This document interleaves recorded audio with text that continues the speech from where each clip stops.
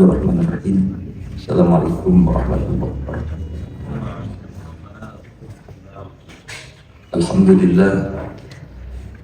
Alhamdulillah wa kafa wa salatu wassalamu ala nabiyil mustafa Sayyidina wa maulana Muhammadin sallallahu alaihi wasallam wa ala alihi wa ashabihi ahli sidqi wal wafa.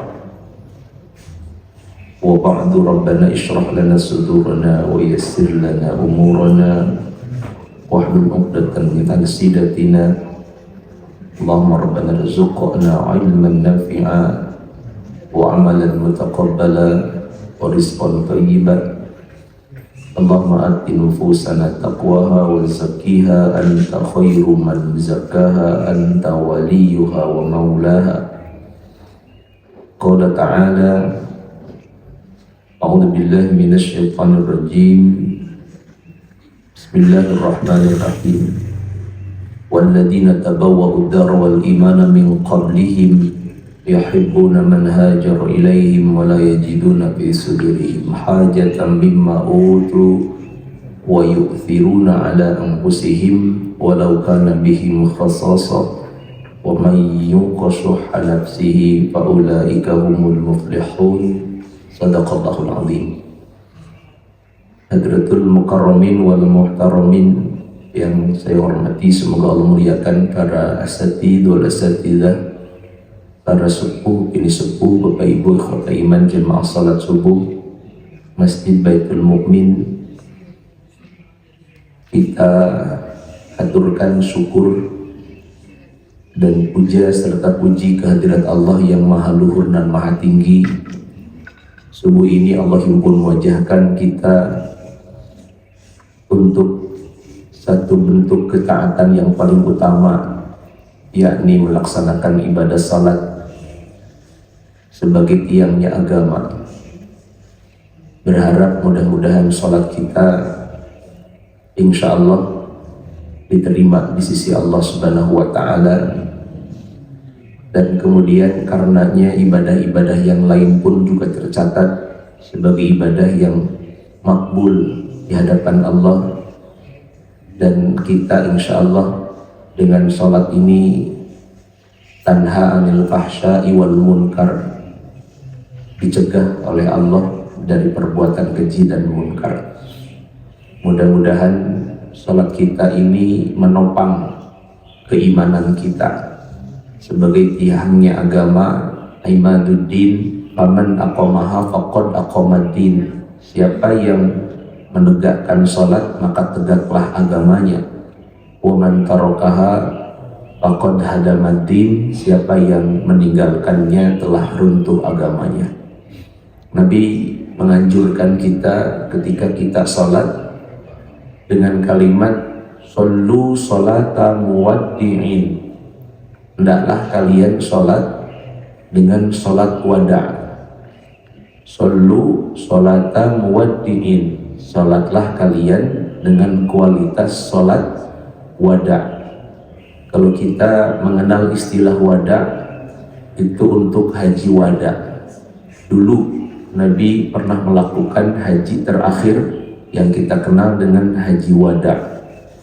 Sampai setelahnya kemudian turun ayat al-yauma akmaltu lakum dinakum wa atmamtu alaikum ni'mati wa raditu lakumul islam madina. Hari ini telah kusempurnakan agamaku untuk kalian, kata Nabi. Bapak ibu sekalian, tetapi ada istilah sholat wada', yakni sholat perpisahan. Sebagaimana kita melaksanakan tawaf wada', sebagian mengenalkan tawaf wada' hanya untuk haji saja. Sebagian ulama memperlakukan hal yang sama juga untuk umroh, sehingga ada yang ibadah umroh plus akhirnya melaksanakan tawaf wada', tapi sebagian tidak. Itu hanya ikhtilaf.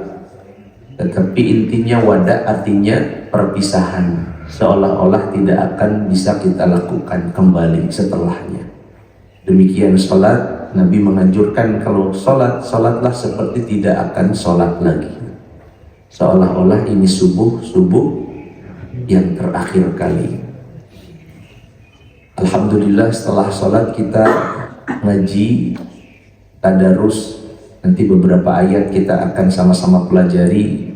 Mudah-mudahan waktu yang kita lewatkan kelak jika dihisab akan sangat ringan, paling tidak meringankan hisaban kita, karena Allah bertanya an umrihi fima afnah. Umur kalian, kata Allah, itu digunakan untuk apa? Jadi tidak ada yang lewat begitu saja. Jadi ketika diberi amanah berupa harta, bahkan itu ditanya 2 kali, dari mana dibelanjakan, kemana. Tentang ilmu juga ditanya, dimanfaatkan atau diamalkan atau tidak. Tentang umur juga ditanya, kita ingin umur yang panjang, tetapi berhati-hatilah, karena Nabi mengatakan sebaik-baik orang adalah orang yang panjang umurnya. Man tola umruhu wa hasuna amaluhu. Yang baik juga amalnya. Tapi seburuk-buruk orang man tola umruhu wa sa'a amaluhu. Panjang umur tapi buruk amalnya. Makanya ada orang yang dipanjangkan umur, Bapak Ibu sekalian, belum tentu kebaikan baginya. Bahkan di dalam surah Al-Baqarah awal itu Bapak Ibu ketemukan wa yamudduhum fi tughyanihim ya'mahun. Yamuddu itu dipanjangkan umur. Ada orang yang sengaja Allah panjangkan umur agar semakin banyak dosa-dosanya. Fi tughyanihim ya'mahun. Mereka dalam hal melampaui batas itu makin menjadi-jadi. Jadi pemberian Allah tidak semuanya tanda sayang Allah. Berapa banyak pemberian Allah itu merupakan istidraj. Sanastadrijuhum min haitsu la ya'lamun. Mudah-mudahan kita diberikan panjang usia, sehat, afiat, dan kita bisa memanfaatkannya untuk menambah amal, untuk berbekal, untuk menebar manfaat, dan untuk bertobat. Ini paling tidak esensi dari usia yang kita sikapi. Syukur alhamdulillah masih diberikan hidup sampai hari ini. Salawat dan salam semoga Allah limpah curahkan kehadiran baginda Nabi Muhammad sallallahu alaihi wasallam. Allahumma salli wa sallim wa barik alaihi. Untuk keluarganya, sahabat, pengikutnya yang setia, dan semoga Allah sampaikan kepada kita umat-umatnya fadilah barokahnya kelak akan di yaumil qiyamah. Salawat ini menjadi identitas kita sebagai umat Nabi yang akan mendapatkan syafaatnya, amin ya rabbal alamin. Bapak Ibu, kita awali tadarus kita dengan kalimat basmalah. Bismillahirrahmanirrahim. Di kesempatan ini saya melanjutkan materi tentang hal yang terkait dengan sedekah. Kita sudah bahas sedekah di 2 pertemuan. Seingat saya yang terakhir kemarin adalah kapan sedekah itu kita lakukan, yaitu ketika kondisi kita masih sehat. Ada sedekah ketika sakit, banyak. Justru tidak sedikit mereka yang baru bersedekah kalau sudah sakit. Hartanya dikeluarkan semua gara-gara ia sudah sadar mendekati kematiannya. Ada juga yang baru dikeluarkan setelah ia dibenamkan di dalam tanah. Itu karena kasih sayang orang yang hidup, ahli waris yang mengerti bahwa harta itu tidak dibawa pulang, tidak dimasukkan ke dalam kubur. Tetapi Bapak Ibu sekalian, ada ancaman mereka yang bakhil, yang tidak bersedekah dengan hartanya. Mereka diancam itu hartanya akan melilit seperti ular. Dalam hadis disebutkan, ayat Quran mengatakan harta yang dijaga, dibangga-bangga, dikumpul-kumpul itu sayutawwaquna ma bakhilu bihi, akan dikalungkan di atas pundak mereka pada hari kiamat. sebagai hukuman, naudzubillah wal a'yadzubillah. Tapi Nabi juga menyatakan orang yang dengan hartanya ia bersedekah, maka hartanya itu yang pertama latutfi'u harrol kubur, harta yang disedekahkan itu bisa menjadi penyejuk kuburnya. Yang kedua, harta yang disedekahkan itu kata Nabi akan menjadi naungan, payung yang akan meneduhkan. Pada hari tidak ada teduh-teduh kecuali Allah yang memberikan teduhan itu, dan umumnya orang berteduh di bawah sedekah-sedekahnya. Sudah kita bahas juga bahwa sedekah Bapak Ibu sekalian ada yang mengalir sampai kita di dalam kubur pahala terus diberikan. Satu di antara 7 amalan, masih ingat? Satu di antara 7 amalan yang diantaranya sedekah itu. Yang pertama apa? Mengajarkan ilmu. Yang kedua adalah mengalirkan air seperti sungai. Yang ketiga menggali sumur. Yang keempat apa bu? Yang keempat adalah menyedekahkan mushaf Al-Quran, mensedekahkan mushaf Al-Quran. Yang berikutnya adalah menanam pohon. Menanam pohon itu luar biasa Pak. Jadi penghijauan itu bukan program sekarang. Go Green itu jauh-jauh hari Nabi sudah memberikan motivasi agar kita bisa menanam pohon karena pahalanya terus dialirkan. Berikutnya membangun masjid. Ya, mudah-mudahan masjid ini adalah ladang amal kita. Kelak jika kita sudah tiada, masjid ini tetap dimakmurkan oleh penerus kita. Yang berikutnya adalah ketika kita memiliki anak yang soleh. Anak yang soleh itu investasi terbaik, karena Bapak Ibu sekalian masjid ini bisa digunakan sesekali, sisanya tidak. Walaupun saya kemarin bertemu dengan tim dari Aagin, dari Yayasan Indonesia Berta'awun Pak. Ini tentang masjid, saya sedikit melebar. Tentang masjid itu, dari Yayasan Indonesia Berta'awun menawarkan untuk bekerja sama. Bagaimana masjid punya servis yang excellent. Orang yang masuk masjid itu semuanya serasa masuk lobi hotel. Ada nggak bu? Masuk masjid serasa dijamu atau disambut oleh resepsionis, atau disambut oleh kalau ke pesawat pramugari. Begitu nggak di masjid? Atau biasa-biasa saja? Itu Agim itu punya jurus gitu. Masuk masjid itu orang harus nyaman, harus tenang, disambut dengan senyuman. Selesai pulang dari masjid, kalau perlu ngeteh, siapkan tehnya. Kalau perlu ada pijat gratis.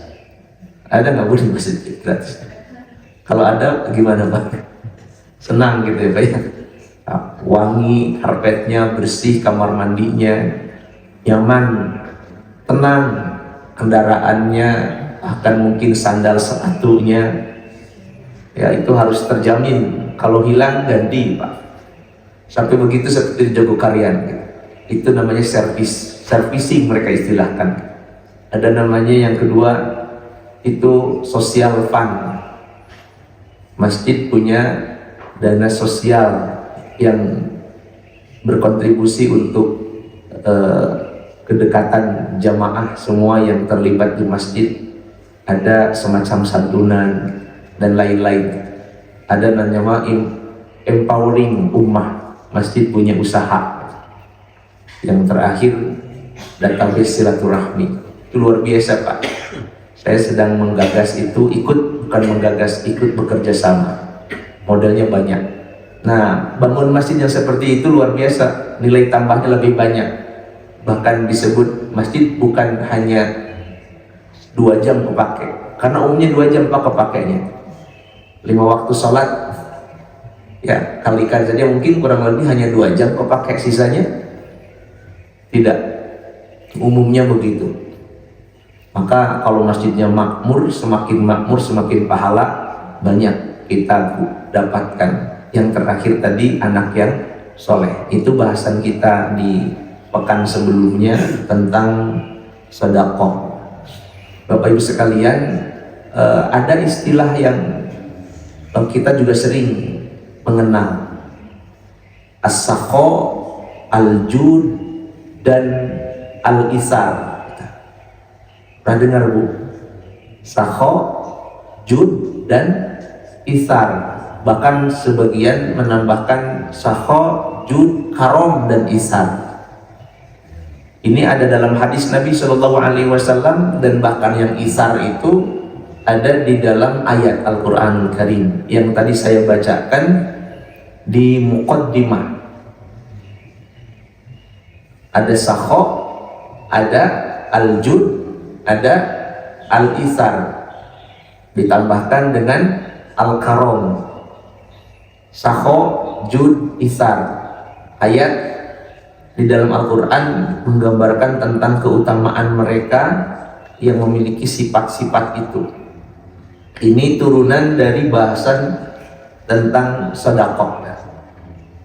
Yang pertama kita bahas istilahnya as-sakho. Sakho itu dermawan, jud juga dermawan, isar juga dermawan. Jadi tiga-tiganya tentang apa? Kedermawanan. Minta kepada Allah itu kan bukan hanya kaya, tapi juga harus dermawan. Kalau hanya kaya nanti muncul bakhil, celaka. Tapi kalau minta kaya plus sekaligus kedermawanan, maka insya Allah mulia dunia, mulia akhirat. Allahumma aghnina bil ilmi wa zayyinna bil hilmi wa akrimna bit taqwa wa jamilna bil afiyah. Aghnina, kayakan kami dengan ilmu, karena ilmu yang akan memandu kita. Dulu Nabi Adam alaihissalam ditawarkan harta dan ilmu, pilihannya ilmu. Wa 'allama Adam al-asma'a kullaha. Kalau ilmu dunia dapat, akhirat dapat. Maka aghnina bil ilmi, mintalah kekayaan kepada Allah dengan ilmu. Wa zayyinna bil hilmi, dan minta dihiasi oleh Allah dengan hilim. Hilim itu apa? Kedermawanan. Dermawan tentang harta, juga dermawan rasa. Hilim itu dermawan Pak. Aghnina bil ilmi wa zayyinna bil hilmi wa akrimna bit taqwa, muliakan kami dengan takwa, wa jamilna bil afiyah, perindah kami dengan afiyah. Ada hilim, sifat Nabi. Kalau bapak namanya Hilmi, kalau ibu namanya Halimah. Nah, itu artinya orang yang dermawan. As-sakho, al-jud, dan al-isar. Nah, kita lihat satu-satu Bapak Ibu sekalian. Yang pertama adalah as-sakho. Ada definisinya, tapi tiga-tiganya sebetulnya sama, cuma beda kondisinya. Yang pertama as-sakho. Sakho itu orang yang dermawan, berbagi dengan hartanya, tetapi sebagian kecil yang dimilikinya ia keluarkan, sebagian besar masih tetap ia manfaatkan. Itu namanya as-sakho. Itu baik, sangat baik. Bisakhawatil aghniya, kan ada keterangan, saya takut lupa, takut ini bukan hadis, bahwa negara ini baru tegak itu dengan 4 komponen. Yang pertama adalah bi'adlil umara, bi'ilmil ulama, bisakhawatil aghniya, wa bidu'ail fuqara. Negara itu lengkap sudah jika ada pemimpin yang adil, ilmu ulama, kemudian sakho, kedermawanan orang-orang yang kaya, dan doa-doanya orang yang fakir. Karena tidak mungkin semua kaya, ada yang fakir, ada yang kaya. Ini lengkap sudah. Ada sakho namanya. Baru sakho saja bisa menopang tegaknya sebuah negara, yaitu orang yang baik yang dengan hartanya ia berbagi tapi persentasenya kecil.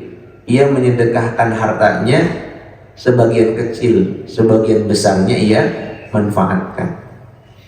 Misalnya ibu, mohon maaf, ada kotak infak yang ibu bawa dompet. Suka bawa dompet nggak bu, Pak? Ke masjid, kayak ke mall gitu. Tidak, sudah nggak musimnya dompet sekarang. Bawa HP, pakai HP boleh? Boleh, sekadang QRIS. Nah, itu kan angkanya di rekening, apalagi kalau QRIS Pak, di HP itu angkanya bisa melebihi angka yang ada di dompet kan Pak. Yang di scan kan itu berapa Bu? Persentasenya. Nah kalau sakho nilainya 3 digit, tapi yang disedekahkan itu tergantung kita. Kalau sakho ia tetap sedekah, tetapi nilainya tidak signifikan. Itu sakho. Manfaat pasti tidak ada yang tidak manfaat. Bahkan tadi saya sampaikan dari Indonesia Berta'awun itu yang jadi pembina Aagim, Prof Didin Habibudin, Prof Sapi Antonio, dan satu lagi saya lupa namanya, itu pimpinan Temboro Pak, kalau tidak salah, maaf Sidogiri, pimpinan BNT dan Pondok Pesantren Sidogiri yang terbesar di Indonesia. Bapak Ibu sekalian, itu mereka bilang ada sosial fund dari masjid yang dikelola oleh masjid untuk jamaah masjid, yang dicontohkan setiap jamaah ini bawa pulang kotak infak, diisi di rumah masing-masing setiap subuh, 1 bulan dibuka rame-rame. Berapa yang diisikan ya tergantung. Kalau sakho cukup hanya 2.000 sehari, per jamaah mengumpulkan 60.000 setiap bulan. Kalau ada 100 jamaah ada 6 juta. Betul ya Pak? Mohon maaf, betul ya Pak? Setiap bulan 6 juta rupiah terkumpulkan. Bagi yayasan itu yang mengelola ini, mereka hanya minta disisihkan 200.000 rupiah saja ditransfer ke rekening. Yang 5.800.000 itu silahkan gunakan dan habiskan setiap bulan. Untuk apa? Tergantung kita memanfaatkannya. Ada tetangga yang sakit, mau beli fasilitas baru dan seterusnya, uangnya habis setiap bulan. Kalau mau ditunda beberapa bulan boleh karena ada keperluan besar. Itu kan 2.000 Pak. Itu sakho kecil, tapi kalau rereongan jadi besar. Sakho boleh dan baik. Lihat hadis Nabi Shallallahu Alaihi Wasallam, akhrajahul Bukhari wal Baihaqi. Dalam Sahih Bukhari ada, dalam Al Baihaqi juga ada. As-sakho, kata Nabi Shallallahu Alaihi Wasallam, syajaratun min asjaril jannah. Sakho, kedermawanan itu satu pohon di antara pohon-pohon surga. Al-sanuha mutadalliyatun fid dunya. Rantingnya itu merambat sampai di dunia. Faman ya'khudu biqusnin minha. Siapa yang mengambil ranting itu dari ranting pohon sakho yang ada di surga itu, qadahula dzalikal gusnu ilal jannah, maka ranting itu akan menuntunnya hingga ke surga. Wal bukhlu, dan sebaliknya bakhil, pedit, keket mengkene buntut kasiran, itu syajaratun min asjarin nar. Itu adalah pohon di antara pohon-pohon neraka. Absanuha mutadalliyatun ila dunya, yang rantingnya pun juga sampai merambat ke dunia. Faman ya'khudu, siapa yang mengambil biqusnin min absaniha, dari satu ranting itu, qadahu dalikal husnu ilan nar, maka mesti ranting itu akan menuntunnya sampai di neraka. Dari Ibnu Adi disebutkan oleh Rasulullah SAW, al jannatu darul askhiyah. Surga itu adalah negerinya orang-orang dermawan. Orang-orang dermawan itu nanti punya negeri pasti mereka sepanjang mereka beriman. maka mereka punya negeri yang bernama surga, karena di antara nama surga adalah Darul Askhiyah. Surga adalah negerinya orang-orang yang baik, orang-orang yang dermawan. Baru dermawan saja luar biasa Pak, berbagi sedikit saja, karena dalam hadis lain dikatakan apa? Bahwa sepotong kurma saja itu bisa melindungi kita dari api neraka. Ya, ittaqin nar walau bisikki samroh. Jaga diri kalian, lindungi diri kalian dari api neraka walaupun dengan separuh kurma yang disedekahkan oleh kita. Itu nanti di akhirat. Di dunianya betapa banyak jaminan Allah Subhanahu wa taala tentang orang-orang yang mensedekahkan hartanya di jalan Allah Subhanahu wa taala. Dalam suratul Baqarah itu disebutkan 1 dibalas 700. Gitu Pak ya.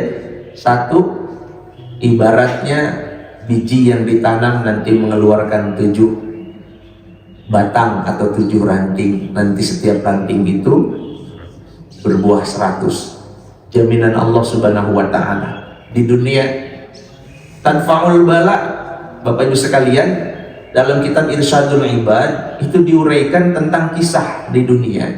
Orang perempuan Bu, seorang perempuan, seorang ibu sedang makan, tidak disebutkan makanannya apa.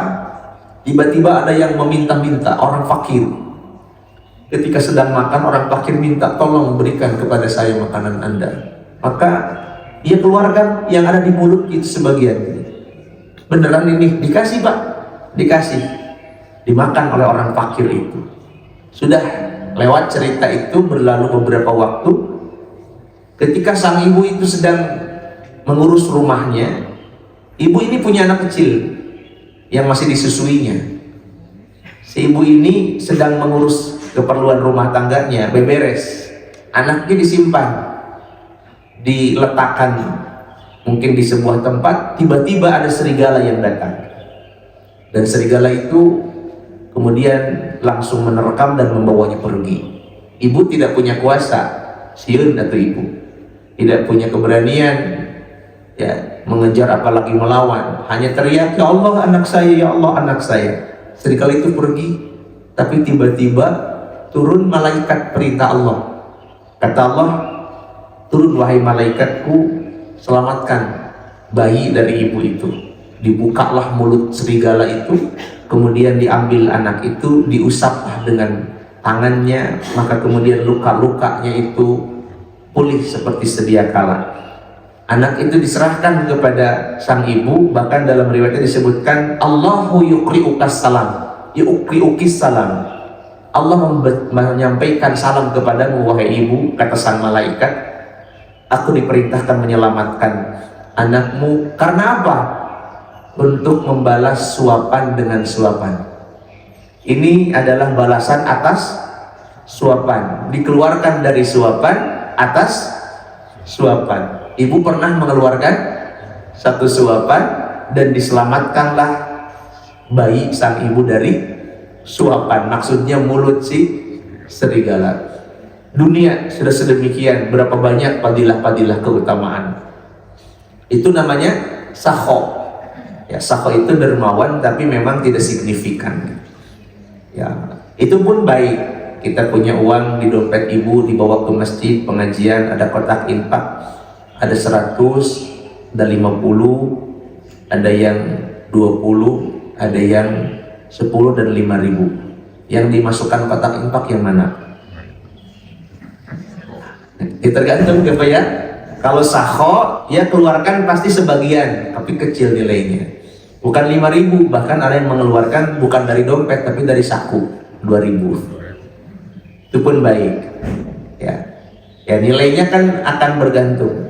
Man jaa bil hasanah falahu asyru amsalihha. Siapa mendatangkan satu kebaikan baginya 10 kebaikan. Ya Allah Maha membalas, dan itu disebut dalam hadis yang sahih, boleh dicek di dalam Arba'in An-Nawawiyah. Bapak Ibu sekalian, Rasul mengatakan apa? As-shadaqatu burhanun. Sedekah itu adalah burhan. Burhan artinya bukti. Kalau imannya kokoh, imannya tinggi, maka sama. Ya, kenapa ibu sedekahnya kecil? Nggak terlalu yakin dia. Kenapa besar? Karena yakin. Nah, nanti nilai besar kecil itu bukan banyaknya sebetulnya, tapi persentase. Ya, karena Nabi mengatakan begini, Bu Pak. Ada kalanya 1 dirham sabaqat dirhamun mi'ata dirhamin, mi'ata alfi dirhamin. Ada hadis Nabi mengatakan kadang-kadang 1 dirham bisa mengalahkan 100.000 dirham. Ya kalau kita boleh konversikan, boleh jadi 1.000 mengalahkan 100.000 di hadapan Allah. Catatannya beda. Ada orang mengeluarkan angkanya cuma 1.000 rupiah, tapi ternyata pahalanya lebih besar daripada yang 100.000. Bisa begitu? Ya bisa. Tergantung kondisi, tergantung niat. Nah, misal yang punya 1.000, yang mengeluarkan 1.000, ia punya uang 10.000, 10.000-ribunya yang dia miliki, dikeluarkan 1.000, besar nggak Bu? Itu besar Pak, 10%. Ada orang yang mengeluarkan 100.000, tapi di rekeningnya 270 triliun. Kecil? Sekecil-kecilnya itu Pak. Ya, Bapak Ibu sekalian, itu adalah as-sakho. Maka semoga kita diberikan kenikmatan dalam sakho ini. As-sakhi qaribun minallah. Orang yang dermawan itu dekat sekali dengan Allah. Ini dalam riwayat Imam Tirmidzi. Qaribun minan nas, dekat dengan manusia. Qaribun minal jannah, dan pada akhirnya dekat dengan surga. Ba'idun minan nar, dan jauh dari neraka. Sakho itu orang yang dermawan, dekat dengan Allah, dekat dengan manusia, dekat dengan surga, jauh dari neraka. Sebaliknya, wal bakhilu ba'idun minallah. Orang bakhil jauh dari Allah, ba'idun minan nas, jauh dari manusia, ba'idun minal jannah, jauh dari surga, qaribun minan nar, dan dekat dengan neraka. Wal jahilu sakhiyu. Adapun orang bodoh tapi sakhi, dermawan, ahabbu ilallah min abidin bakhilin. Lebih disukai oleh Allah daripada ahli ibadah tapi bakhil. Ada orang bodoh tapi bakhil, itulah jauh lebih disukai oleh Allah daripada yang rajin ibadah tapi pedit. Sing rajin ibadah ke masjid ke ari pedit mah tidak baik. Yang baik yang rajin ibadah, yang pintar, sekaligus sakho, yang baik, yang dermawan. Maka semoga Allah kikis habis sampai Nabi menganjurkan kita berdoa, Allahumma inni a'udzubika minal hammi wal hazan, wa na'udzubika minal ajzi wal kasal, wa na'udzubika minal jubni wal bukhl. Jadi bukhl itu sampai dimintakan perlindungan agar jangan jadi orang yang bakhil. Baik Bapak Ibu sekalian dimuliakan Allah Subhanahu wa taala. Yang kedua adalah apa Bu? Jud. Al-jud. Jud itu artinya dermawan juga gitu. Jud artinya sama, dermawan, tetapi levelnya yang berbeda, lebih banyak. Jud itu dermawan tapi nilainya signifikan. Kita sering mendengar riwayat tentang Umar bin Khattab radhiyallahu an dalam peristiwa perang Tabuk. Ada satu peperangan yang sangat berat buat Nabi dan para sahabat, sampai Nabi ini satu jaraknya sangat jauh. Musimnya musim dingin lagi paceklik. Ada peperangan namanya perang Tabuk. Nabi menganjurkan semua sahabat untuk mensedekahkan harta-harta mereka, hatta mereka harus berbekal dengan alat atau senjata-senjata mereka.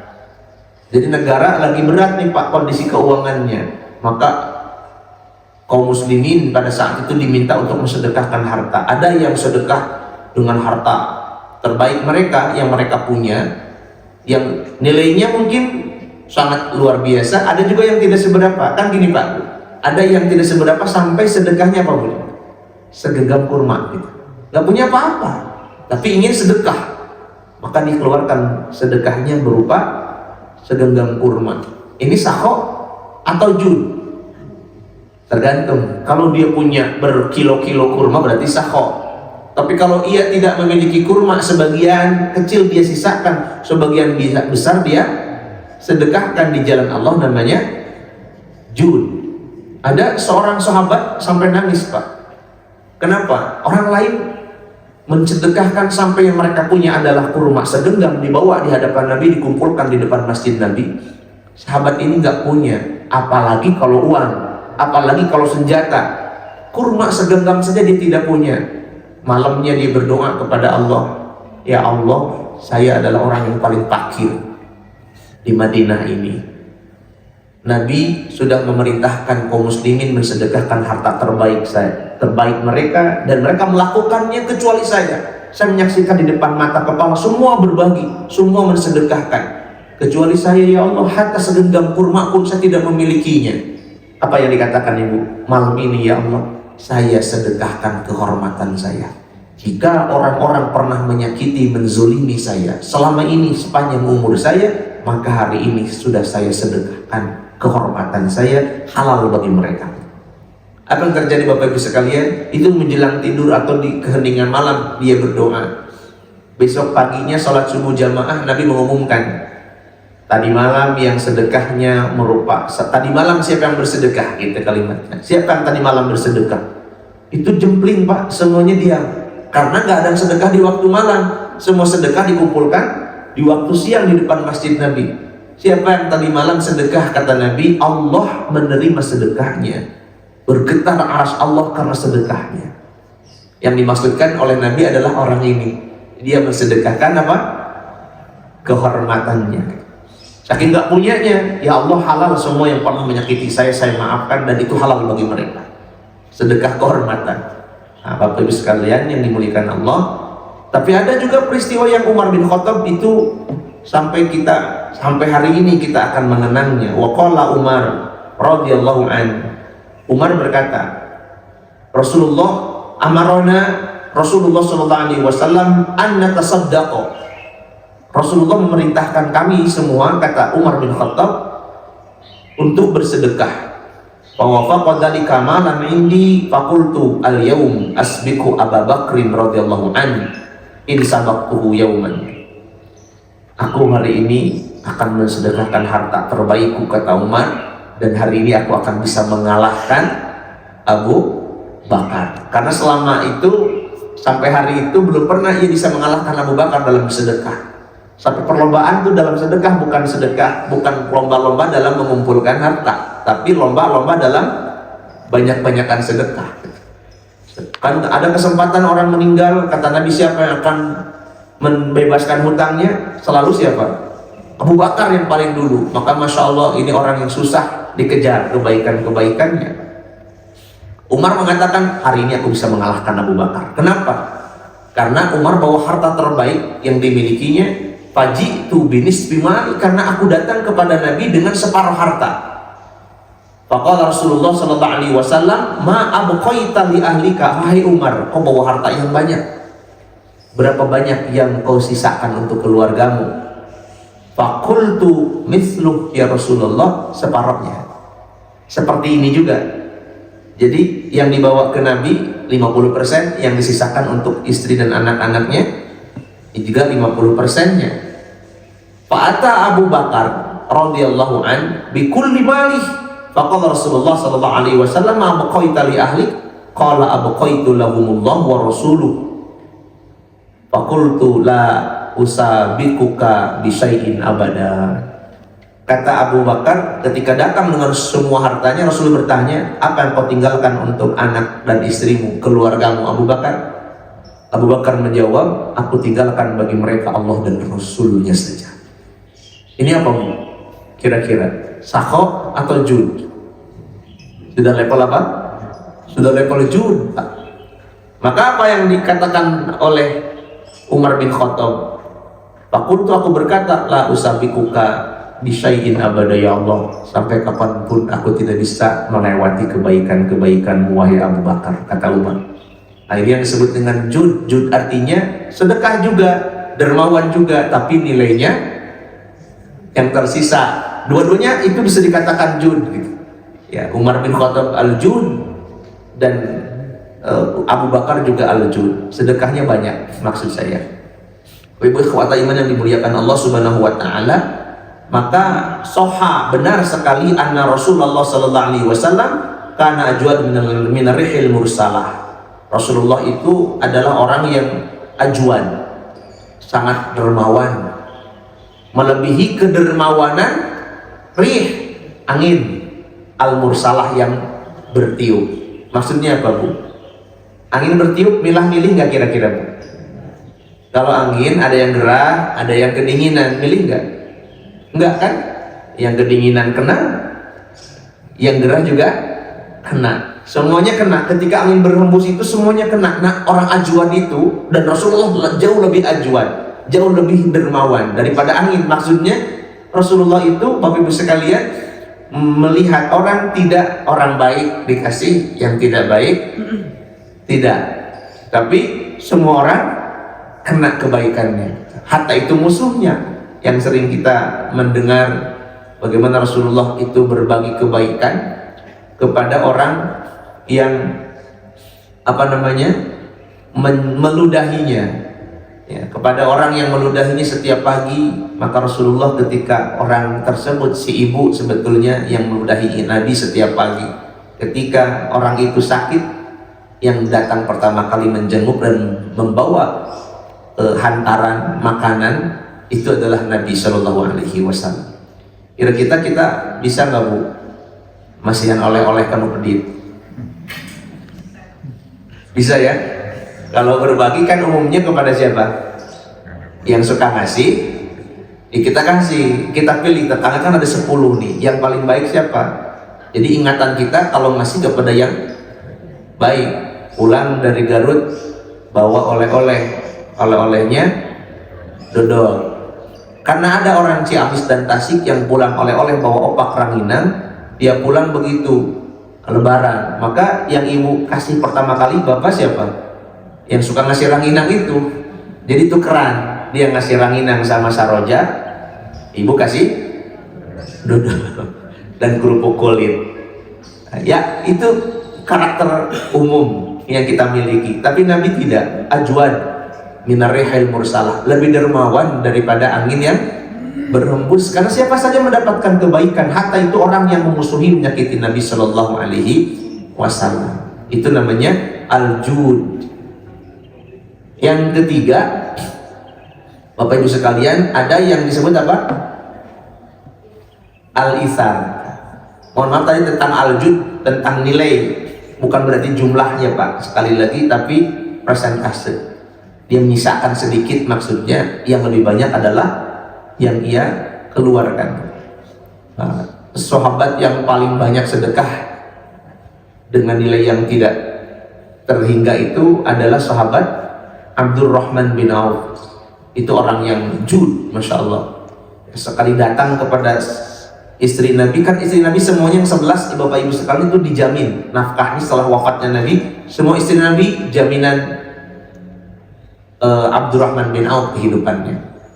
Satu saat ia datang membawa harta, membawa uang untuk disedekahkan kepada salah satu istri Nabi, yakni Sayyidah Aisyah radhiyallahu anha ummul mukminin. Diberikan kepadanya senilai 1 miliar. Jadi sedekah, Bu, Pak. Jadi jalan-jalan silaturahim itu bawa hantaran oleh-oleh. Bawaannya apa? Uang. Berapa uangnya? 1 miliar. Keren ya, Bu. Sedekahnya berapa? Sedekah tuh, Bu, sedekah biasa 1 miliar. Saking banyaknya uang, sedekahnya 1 miliar diberikan kepada istri Nabi Ummahatul Mukminin selepas Nabi wafat. Nah, tapi yang luar biasa apa, Bu? Dikasihlah uang itu di waktu pagi, dan sedekah sunnahnya pagi-pagi. Tapi apa yang terjadi? Sebelum buka puasa atau bahkan mungkin di waktu asar, uang itu yang disedekahkan kepada Sayyidah Aisyah oleh Sayyidah Aisyah dimintakan kepada pembantunya, kepada khadimnya atau khadimahnya untuk dibagi-bagikan kepada kaum muslimin. Asar habis, sampai tersisa, saya takut salah, 1 atau 2 dirham. Itu pun karena diingatkan, wahai ummul mukminin, bukankah engkau sedang berpuasa? nanti engkau berbuka pakai apa? Apa dibagikan semua? Karena itu disisakan 1 atau 2 dirham saja untuk makan buka puasa, Pak. Sisanya sedekah. Luar biasa kan? Jud, ini didikan Nabi dan sahabat terdidik dengan karakter ini. Semua orang di zaman sahabat itu umumnya jud, ya, bukan hanya apa? Sakho, tapi jud. Bahkan pada level isar. Tadi saya bacakan salah satu ayat di dalam Quran surah Masya Allah, Al-Hasyr. Nanti ibu boleh cek Al-Hasyr ayat 9. A'udzu billahi minasy syaithanir rajim. Bismillahirrahmanirrahim. Walladzina tabawwa'ud dara wal imana min qablihim yuhibbuna man hajara ilaihim wa la yajiduna fi sudurihim hajah ولا يجدون في صدورهم حاجة مما أوتوا ويؤثرون على أنفسهم ولو كان بهم خصاصة ومن يوق الشح نفسه فأولئك هم المفلحون. Ada wayu'siruna, isar. Sifat yang ketiga namanya isar. Sama-sama dermawan, Bu. Sama-sama dermawan dengan yang tadi, istilahnya kondisinya yang berbeda. Dan orang-orang terlebih dahulu menempati tempat Madinah, dan terdahulu mereka beriman, tawawwa'ud dara wal iman min qablihim, sebelum orang-orang lain, yaitu orang-orang yang hijrah. Sebelum orang Mekah ada orang Madinah, mereka sudah duluan sebagiannya beriman, ya, karena dan berbaiat kepada Nabi Shallallahu Alaihi Wasallam. Bapak Ibu sekalian, ketika datang orang-orang Makkah menuju Madinah, hijrah, muhajirin, disambut oleh orang Ansor. Walladzina tabawwa'ud dara wal imana min qablihim yuhibbuna man hajara ilaihim. Mereka begitu cinta kepada orang hijrah. Wala yajiduna fi sudurihim hajatan mimma utu. Ketika mereka berbagi kebaikan kepada orang-orang muhajirin, nggak ada kepentingan apa-apa. Ketika berbagi, hanya berbagi saja, nggak ada harapan pengen nanti dibalas apa gitu. Kan ada orang ngasih tapi ada enggak, mereka nggak punya kepentingan apa-apa, ya, mereka nggak punya kepentingan minta suara begitu, nggak minta kursi, tidak, mereka hanya ngasih saja. Karena apa? Cinta saja kepada sahabat-sahabatnya. Wala yajiduna fi sudurihim hajatan mimma utu. Nah, ini kalimat isar itu, Pak. Wa yu'thiruna ala anfusihim walau kana bihim khasasah. Mereka menomorduakan kepentingan mereka dan mendahulukan kepentingan sahabat-sahabatnya. Walau kana bihim khasasah, walaupun mereka punya kebutuhan yang sama, kepentingannya mereka juga sama butuh, tapi mereka mendahulukan orang. Wa may yuqashuha nafsihi, siapa yang dikikis habis rasa pikir hatinya, maka faulaika humul muflihun. Mereka adalah orang yang sangat bahagia, beruntung dunia, beruntung akhirat. Asbabun nuzulnya bermacam-macam ayat ini, ya, beberapa riwayat berbeda-beda. Ada yang menguraikan bahwa asbabun nuzul itu adalah ketika ada sahabat, Bapak Ibu sekalian, dikasih seekor kepala kambing. Dikasih seekor kepala, satu kepala kambing. Satu kepala kambing itu diberikan kepada sahabat untuk mereka dimakan sekeluarga. Tapi ketika mereka akan masak, akan makan kepala kambing itu, tiba-tiba terpikir, aduh, kalau saya makan, jangan-jangan tetangga sebelah kita belum makan. Akhirnya apa, Bu? Nggak jadi makan. Itu kepala kambing yang hampir dinikmatinya nggak jadi dimakannya, ya antarkan ke tetangganya. Dan itu terjadi sampai 7 rumah. Yang tetangga sebelah sama fakir, butuh, mereka mau makan, mereka juga lapar, tapi berpikir, kalau kami bisa bertahan kayaknya, itu kalaupun tidak makan hari ini, malam ini, daripada tetangga sebelah yang mungkin lebih lapar, ya antarkan ke tetangganya. Dan pada akhirnya 7 rumah, kepala kambing yang sama itu mutar 7 rumah dan berakhir di rumah yang sama yang pertama kali ngasih. Coba bayangkan, muter gitu, Pak. Berarti jiwa mereka itu luar biasa. Mereka tidak mementingkan kepentingan pribadi dan keluarganya, mereka mendahulukan orang lain. Itu namanya isar. wa yu'thiruna ala anfusihim walau kana bihim khassasah. Ada riwayat lain yang dikatakan satu saat Nabi didatangi orang fakir musafir. Kami butuh makan ya Rasulullah, kami ingin mendapatkan perlakuan kejamuan. Nabi orang yang paling dermawan tentu saja. Maka Nabi bilang, ayo kemari. Ketika datang orang itu, Nabi belum konfirmasi kepada istrinya. Nabi tanya, kita punya apa? Kata istrinya, bujang-bujang, mau air cai. Padahal orang ini tidak butuh air saja, orang ini butuh makan. Nabi akhirnya, wayahna, mohon maaf, tetap engkau akan dijamu. Ditawarkan kesempatan menjamu tamunya Nabi. Sahabat, siapa di antara kalian mau menjamu tamu saya malam ini? Kebetulan kami di rumah tidak punya apa-apa untuk menjamunya. Tidak memungkinkan karena nggak ada nasi atau nggak ada roti, nggak ada kurma. Apa yang bisa diberikan? Hanya air saja. Ada seorang sahabat yang ia orang fakir. Saya ya Rasulullah yang akan menjamu. Dibawa pulanglah tamu itu sampai di rumah. Singkat cerita, ditanya ke istrinya. Kata istri, kita punya satu piring saja nasi untuk kita makan sama-sama dengan anak-anak. Kata sahabat ini, kita ada tamu Nabi, kita jamu. Terus anak-anak dikeloni saja, pendek biar tidur. Kemudian kita jamu dengan jamuan yang sedianya kita makan satu keluarga, satu piring saja untuk satu keluarga. Kita usah makan hari ini, kita akan jamu tamu Nabi. Terus anak-anak ditidurkan, kemudian lampu dimatikan, hidangan disajikan. Orang ini ikut menemani seperti seolah-olah sedang makan sama-sama. Nah, selesai lampu dimatikan, selesai makan, dinyalakan biasa. Orang tamu ini senang, merasa, bayangkan Bu, orang lapar butuhnya makan, bukan tidur. Orang lapar butuhnya bukan uang, butuhnya nasi gitu. Ya, nggak ada lagi kenikmatan orang lapar kecuali apa? Tidur.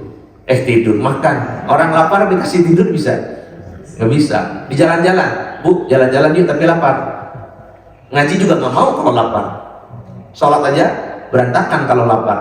Nah, makanya nikmatnya orang lapar makan. Setelah makan senang, kenyang, alhamdulillah, terima kasih. Istirahatlah mereka. Besok pagi ke masjid berjamaah subuh. Apa kata Nabi? Allah begitu takjub kepadamu wahai sahabatku atas perlakuanmu menjamu tamu tadi malam. Ini Pak, ada hadis Nabi. Saya sampaikan ini. Ini luar biasa. Allah begitu takjub katanya Pak. Ini Pak, kata Nabi SAW ketika subuh ketemu Nabi dan para sahabatnya, maka Nabi SAW di waktu subuh mengatakan begini, faqala qad ajiballahu min sani'ikuma bidhaifikuma al-lailata. Betapa Allah begitu takjub kagum kepada kalian di mana kalian tadi malam memperlakukan tamu kalian atau tamu kalian. Ini luar biasa. Namanya apa? Itsar. Itsar itu mendahulukan kepentingan orang lain, menomorduakan kepentingan kita. Kalau orang sudah sedemikian, orang termasuk yang itsar, maka dia adalah orang yang punya puncak keimanan. Ini Pak Bu, ini ada kalimat disebutnya oleh para ulama sebagai puncak keimanan. Itsar ini nggak bisa didapatkan oleh semua, hanya orang-orang yang memiliki keimanan. Contoh, Imam Al-Jurjani dalam kitab At-Ta'rifat halaman 59, ayyuqaddima ghairah ala nafsih bin naf'ilah wa daf'i anhu wa huwa an-nihayah fil ukhwah.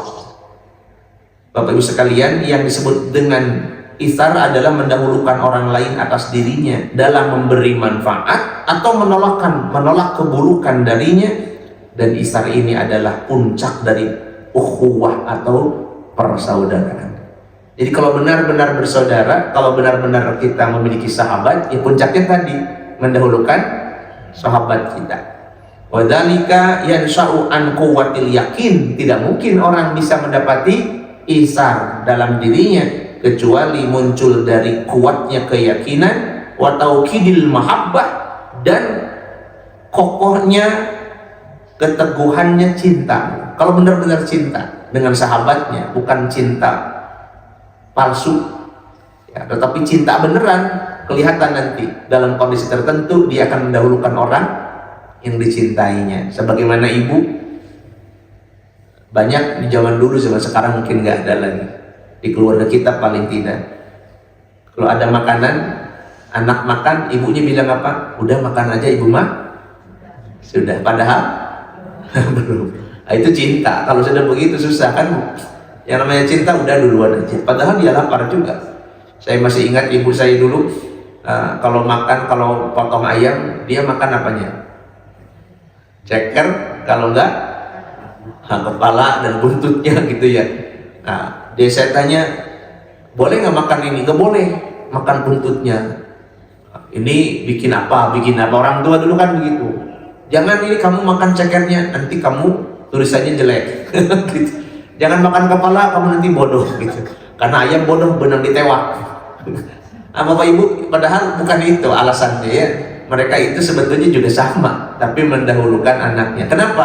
Itu namanya sidqul mahabbah, atau disebut taukidul mahabbah, wasabri alal masyaqqah, dan kesabaran dalam kesulitan.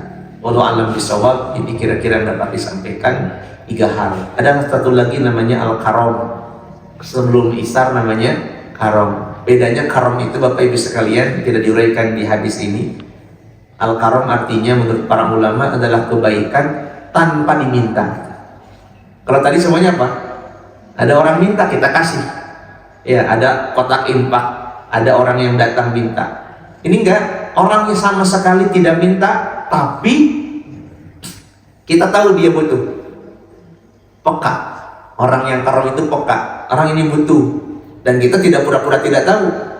Ya, orang ini butuh, segera dia punya respon. Rahmat dalam hatinya menghantarkan dia segera memberi tanpa diminta, bahkan bisa menyelesaikan masalah yang dihadapi seseorang. Itu namanya karom. Wallahu a'lam bishawab. Ada pertanyaan Ibu Bapak sebelum ditutup? Cekap. Baik, demikian yang dapat diuraikan kita sama-sama pelajari hari ini. Semoga Allah muliakan kita dengan amal setelah ilmu yang kita pelajari. Usi nafsi wa yakum bitaqwallah. Hadanallahu wa yakum ajma'in. Subhanakallahumma bihamdika asyhadu an la ilaha illa anta astaghfiruka wa atubu ilaik. Wassalamualaikum warahmatullahi wabarakatuh.